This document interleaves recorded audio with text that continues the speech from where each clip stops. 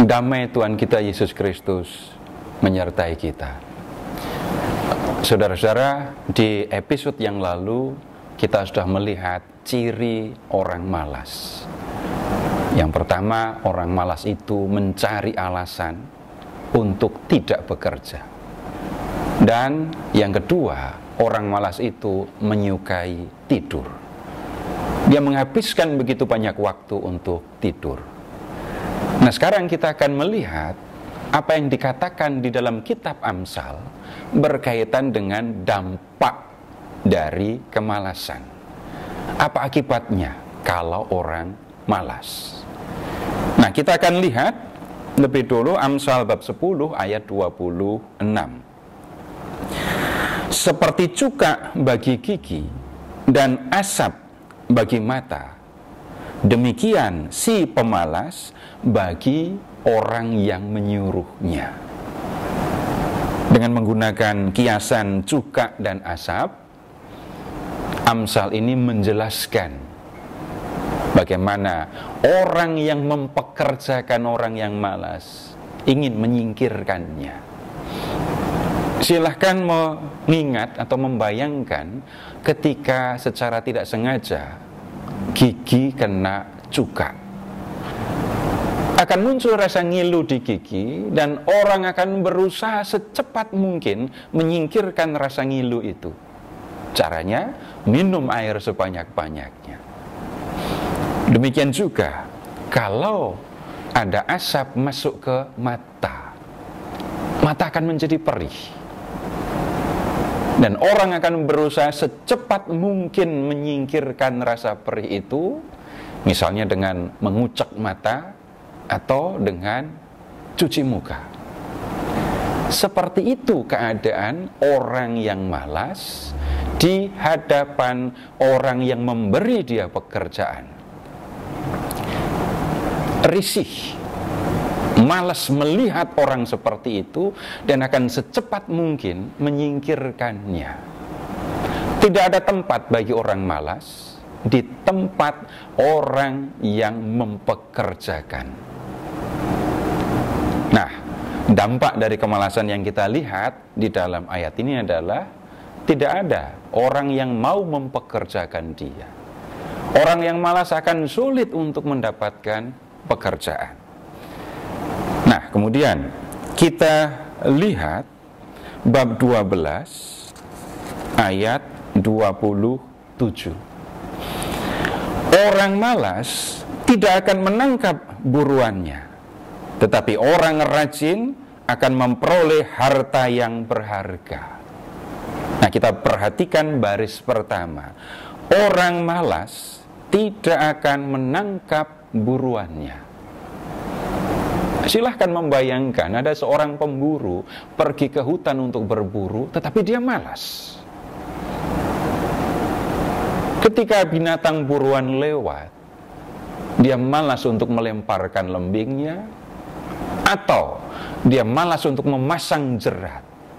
Akibatnya, dia tidak akan mendapatkan binatang buruan. Dia tetap disebut pemburu, tetapi pemburu yang malas, yang tidak akan mendapatkan hasil untuk dibawa pulang, untuk dimakan. Kemudian, kita lihat juga Amsal 21 ayat 25. Pemalas dibunuh oleh keinginannya karena tangannya enggan bekerja. Amsal ini senada dengan Amsal yang berkaitan dengan kiasan pemalas sebagai pemburu tadi ya. Nah, Amsal ini mengatakan orang yang malas itu akan dibunuh oleh keinginannya. Dia punya macam-macam keinginan, tetapi keinginannya hanya ada di angan-angan. Tangannya enggan bekerja, dia tidak mau bekerja, sehingga apa yang ada di angan-angannya tetap hanya tinggal sebagai angan-angan, tidak akan pernah menjadi kenyataan. Nah, kalau kita memperhatikan Amsal ini, kita lihat dampak dari kemalasan. Apa yang diinginkan, apa yang ada di angan-angannya tidak akan pernah terwujud. Kemudian kita lihat Amsal yang lain. Sekarang lihat ke Amsal bab 20 ayat 4.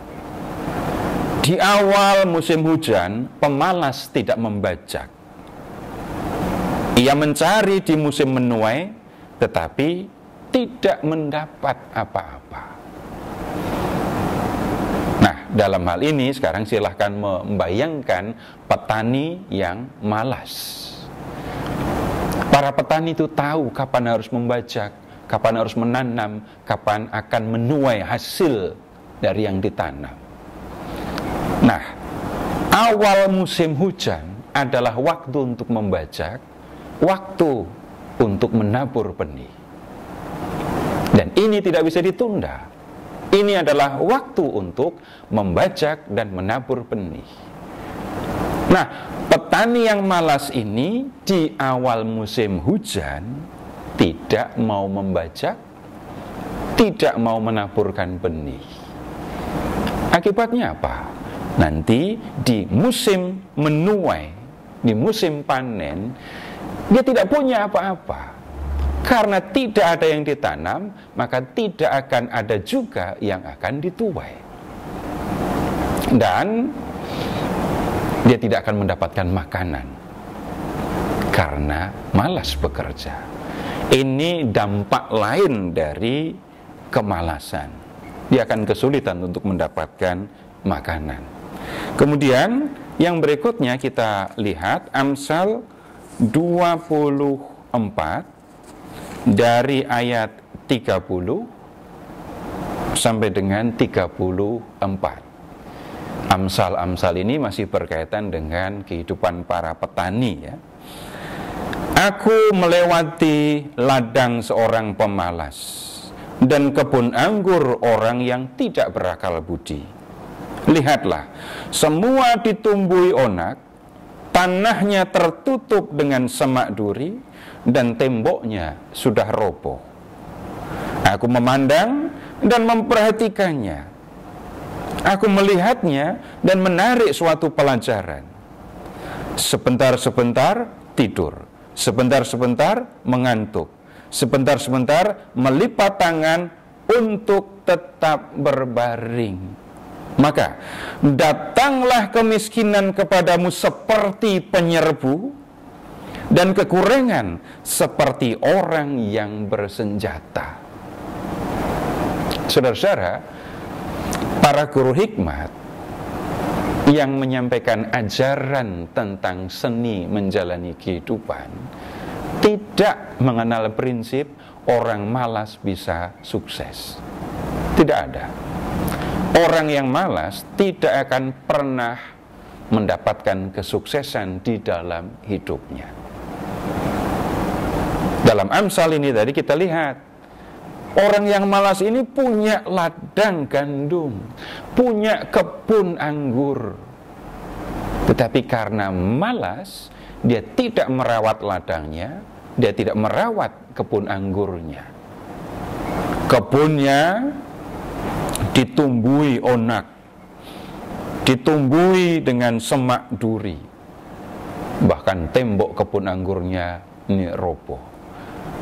Nah, kalau ladang gandum, kebun anggur itu tidak pernah disiangi tanaman-tanaman pengganggu atau gulma, akan mengganggu tanaman utama dan akan membuat tanaman utama tidak akan menghasilkan buah.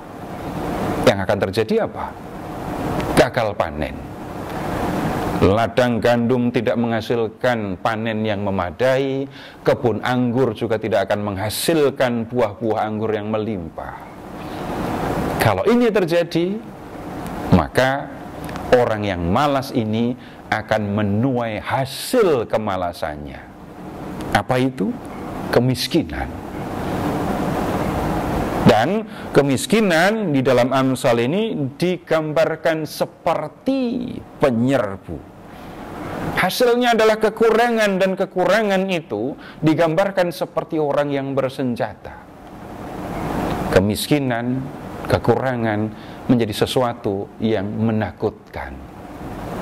Karena apa? Orang yang menghadapi hidup dalam kemiskinan akan mengalami banyak kesulitan. Di musim dingin mereka akan mengalami kurang makan, dan mereka tidak bisa bertahan menghadapi udara dingin. Ini akibat lain yang bisa dikatakan berat, akibat kemalasan. Tetapi saudara-saudara, amsal-amsal ini tidak dapat digunakan untuk menilai orang miskin itu sama dengan orang malas. Orang miskin adalah orang yang enggan bekerja. Sama sekali tidak dikatakan seperti itu. Kita perlu ingat kembali, Amsal itu ditulis untuk anak-anak muda. Tujuannya adalah supaya mereka menjalani hidup yang benar, supaya mereka pada akhirnya bisa mengalami atau menikmati hidup yang berbahagia. Saudara-saudara, dengan memperhatikan amsal-amsal ini, kita bisa melihat anak-anak muda perlu dibantu supaya memiliki kemauan untuk bekerja keras, supaya hidup mereka di masa yang akan datang tidak berkekurangan, tidak sengsara akibat kemiskinan. Semoga firman yang kita dengarkan menolong kita untuk hidup menurut kehendak Allah.